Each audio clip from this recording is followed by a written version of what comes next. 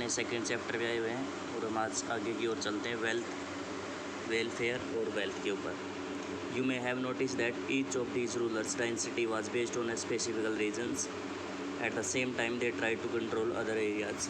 हमने जो बात की कि जितनी भी जो डायनेसिटीज़ की भी बात की है तो वो एक विशेष क्षेत्र के अंदर रहते थे और वो चाहते थे कि जो दूसरे क्षेत्र की जो डायनेसिटीज़ हैं हम उनको क्या है अपने नियंत्रण में ले लें। One particularly prize area of the city of Kannauj at the Ganga Valley.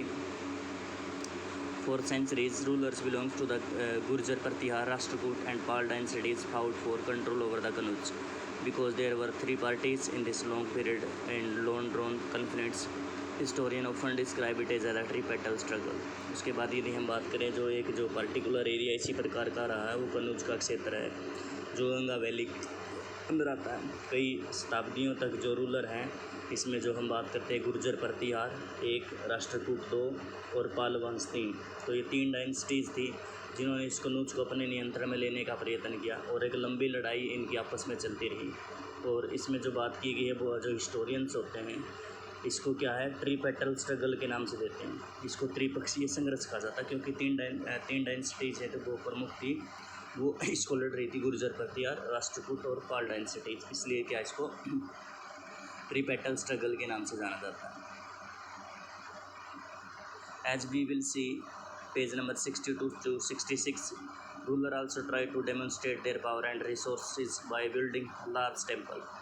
So when they attack one other's kingdoms they often choose to target temple which were sometimes extremely rich. You will be read about more in chapter 5। तो chapter 5 है उसके page number आपको ये शायद ये देखने को मिलेंगे। तो उसमें आपको देखने को मिलेगा कि जो राजा होते थे वो अपने आप को जो शक्तिशाली दर्शाने के लिए, ठीक है, तो वो क्या करते थे अपनी पावर को दर्शाने के लिए तो वो क्या बड़े बड़े मंदिरों का निर्माण करते थे। इसलिए जब भी कभी लड़ाई होती थी आपस में इन किंगडम्स की तो वो क्या है कभी भी जो चुकते नहीं थे कि जो टेम्पल के ऊपर क्या है आक्रमण नहीं करेंगे, क्योंकि आक्रमण करेंगे टेम्पल के ऊपर तो बहुत सारा जो पैसा था उसके अंदर उनको देखने को मिल रहा था।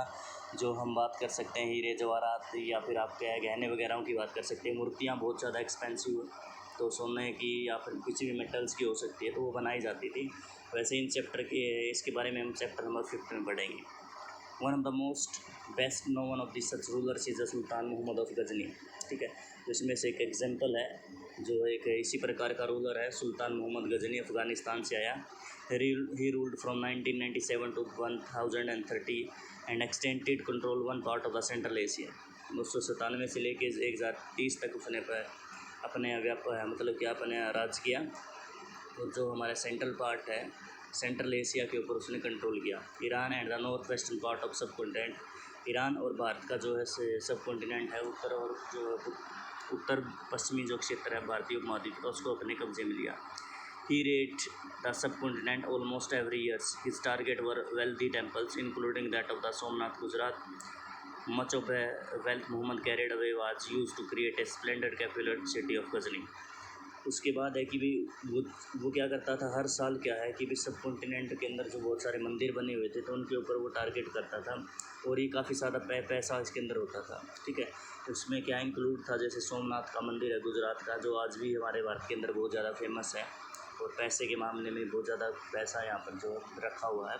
तो वो क्या है हर साल इसको लूटता था और उसने जो है ये जो लूटा हुआ धन था इसको उपयोग करने का जो उपयोग था उसको जो अपनी सिटी बना रहा था कैपिटल सिटी गजनी तो वहाँ पर इसको उपयोग करता था। आगे है Sultan Mohammad was also interesting in finding out more about the people by conquered and entrusted a scholar named Al-Biruni to write an account of the subcontinent. This Arabic work, known as the Kitabul Hind, remain an important source for historians. He consulted Sanskrit scholar to prepare this accounts. उसके बाद जो सुल्तान मोहम्मद जो गौरी हैं गजनी हैं तो इनको क्या है कि भी जो है इन्होंने जिस प्रकार से लूटा क्षेत्र को तो एक स्कॉलर रहे हैं ये जो ब्रिटिश स्कॉलर हैं एल-बिरूनी, ये हमारी ज्योग्राफी के अंदर भी नाम आता है। जब हम जब ज्योग्राफी पढ़ते हैं जो ज्योग्राफी का इतिहास पढ़ा जाता है तो एल-बिरूनी का नाम वहाँ पर आता है। जैसे कि किताबुल हिंद उन्होंने एक बुक लिखी थी जिसमें उन्होंने इसका वर्णन किया था और उन्होंने क्या एक संस्कृत के स्कॉलर से भी जो बात की थी जो अपने इस अकाउंट को यानी कि उनके बारे में लिखने के लिए क्या है वहाँ से भी उन्होंने जानकारी इकट्ठा की थी। Other kings who engaged in welfare including the Chahmanas, later known as the Chauhans। ठीक है, एक और जो है इसी प्रकार से जो किंग थे वो लगे हुए थे, वो क्या चहमनाज थे, जो बाद में उसको चौहान नाम से जाना जाता था। Who ruled over the region around Delhi and Ajmer, और दिल्ली और अजमेर के ऊपर उनका जो है वर्चस्व रहा था। They attempted to extend their control to the west and the east, where they were opposed by the Chalukyas of Gujarat and the Gadwals of the western Uttar Pradesh.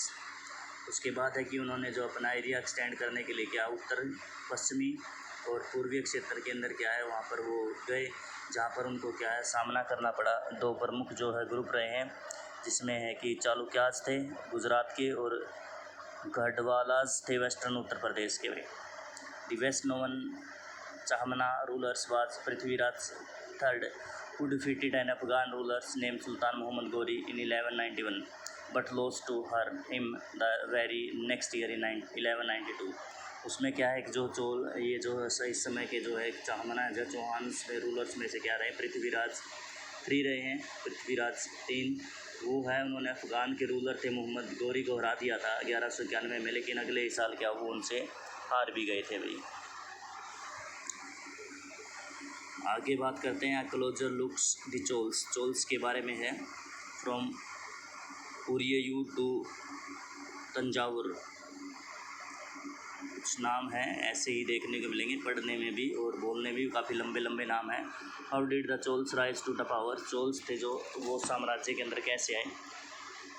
A minor chiefly family known as the Mutigarir held power in the Kaveri deltas।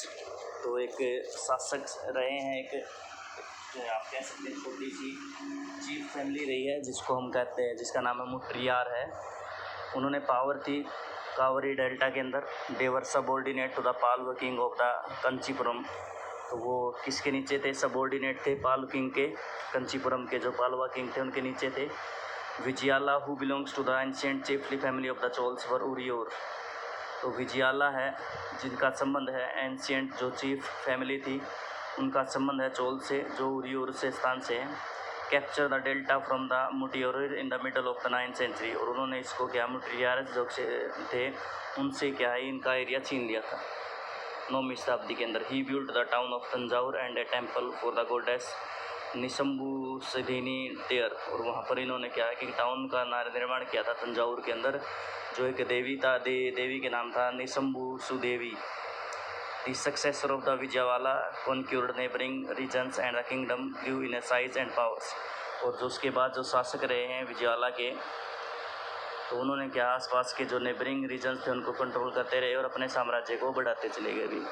The Pandya and the Palwa territory to the south and north were made part of these kingdoms। और जो पांड्या थी और पालवा territory थी वो भी क्या इसी kingdom के अंदर वो शामिल हो गई थी भाई। Raja first consider the most powerful Chola rulers become king in 1985 and expanded control over the most of these areas। He also recognized the administration of the empire। Raja's son Rajendra I continued his policies and even raid the Ganga Valley, Sri Lanka and countries of the Southeast Asia, developing a navy for the these expedition। उसके बाद है कि भाई यदि हम बात करें जो राज फर्स्ट रहे हैं उनके जो काफ़ी सारे शक्तिशाली रूलर रहे चोल साम्राज्य के अंदर, वो राजा बने थे 905 ईस्वी के अंदर। और उन्होंने जो अपना विस्तार था वो क्या बहुत सारे एरियाज़ के अंदर फैलाया। और उनको क्या है कि बहुत अच्छी तरीके से एडमिनिस्ट्रेशन यानी कि क्या है कि पुनर्गठन की बात करेंगे कि उन्होंने अपनी जो है प्रशासनिक दृष्टि से जो सारा का सारा जो पॉलिसीज थी या उनको क्या आप कह सकते हैं रीऑर्गेनाइज कर दिया था, पुनर्गठन किया था पूरे एडमिनिस्ट्रेटिव ब्लॉक का उन्होंने। उसके बाद राजा सन थे राजेंद्र फर्स्ट कंटिन्यू करते रहे अपनी पॉलिसीज़ को। और उन्होंने क्या है कि भी जो गंगा वैली थी वहाँ पर गंगा वैली के अंदर क्या करते रहे, वो आक्रमण करते रहे। श्रीलंका की कंट्रीज़ हैं या फिर और अन्य प्रकार की जो साउथ ईस्ट एशियन कंट्री थी वहाँ पर उन्होंने क्या है अपना एक मतलब क्या वहाँ पर लड़ाई लड़ी, वहाँ पर कब्जा करने का प्रयत्न किया। और इसी वजह से क्या उन्होंने एक नेवी डेवलप किया, एक नेवी फॉर दिस एक्सपेडिशन, यानी कि जो ये आक्रमण कर रहा था उसके लिए क्या उन्होंने एक जल सेना उन्होंने तैयार की हुई थी भाई।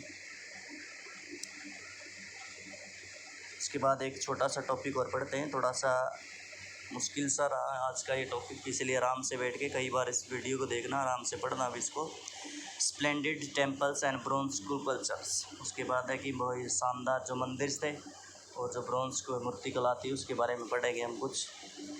The big temples of Thanjavur and the Gangaikonda Cholapuram built by Raja Raj and Rajendra are the architecture and sculptural marvels. उसके बाद है ये जो बिग टेम्पल्स थे तंजावुर के अंदर और गंगईकोंडा चोलपुरम में, जो राजा राज और राजेंद्र द्वारा बनाए गए थे, एक बहुत ही विशाल मार्वल के जो है चित्र मूर्ति कला यहाँ पर देखने को मिलेगी। Chola temples often become the nuclear of the centre math which grow around hills. Chola जो मंदिर बनाए जाते थे वो एक बस्ती का जो है प्रमुख केंद्र हुआ करता था। इस हिस्से के आसपास के क्षेत्र में क्या डेवलपमेंट शुरू हो जाती थी। These were centre of the craft production, यहाँ पर जो शिल्पकार होते थे वो शिल्पकारी का प्रोडक्शन होता था। Temple were also endowed with land by the rulers as well as by the others. जो मंदिर होते थे उनको क्या है कि भी ज़मीन दी जाती थी, शासक भी देते थे, साथ के साथ जो अन्य लोग थे वो भी देते थे। The produce of this land, यानी कि मंदिर के नाम ज़मीन होती थी, went into the maintaining all the specialised who work at the temple and very often lived near it.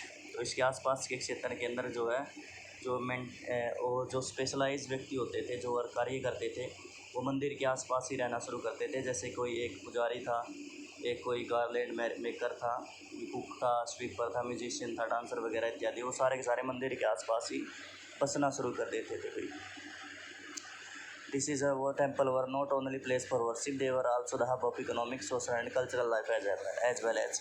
तो यहाँ पर न केवल वर्शिप की जाती थी भगवान की, लेकिन इसके साथ साथ एक आर्थिक, सामाजिक और कल्चरल लाइफ यहाँ पर वो भी आपकी शुरू हो जाती थी भाई। Amongst the craft associated with the temples, the making of bronze image was good distinctive. Chol bronze images are also considerable among the finest in the world. While most images were of the deities, sometimes images were built of devotees as well as। ठीक है, तो यहाँ पर क्या है कि भी बहुत सारी जो क्राफ्ट है जो ये बनाया जाता था टेम्पल्स के अंदर, तो वहाँ पर ब्रॉन्ज की इमेज बहुत सारी देखने को मिली है और एक बहुत अलग प्रकार की विशेषता देखने को मिलती है, बहुत ही सुंदर होती थी। और ये माना जाता है कि भी जो हमारी जो ये बनाई गई हैं ब्रॉन्ज इमेजेस, ये जो चोल साम्राज्य के समय बनाई गई हैं, ये सबसे बेहतरीन पूरे के पूरे विश्व की यदि बात करें तो उनमें से बेहतरीन में से एक, सबसे ज़्यादा बेहतरीन में से एक मानी जाती है। तो बहुत सारी जो है मूर्तियाँ हैं वो सारी की सारी भगवान की बनाई जाती थी। लेकिन कई बार क्या होता है कि जो हम भक्त होते हैं, जैसे हम अपने आप को समर्पित करते हैं भगवान के प्रति, तो वो भी प्रयास किया जाता था कि जो है उसको भगत था या जो मानने वाले थे, तो वो भी उनकी मूर्तियाँ भी बनाई जाती थी। जैसे राजा बनाते थे तो कोशिश की जाती थी तो राजा वगैरह भी इसको क्रिएट करके दिखाते थे, करते थे भी, या उनकी मूर्ति वगैरह बनाई जाती थी।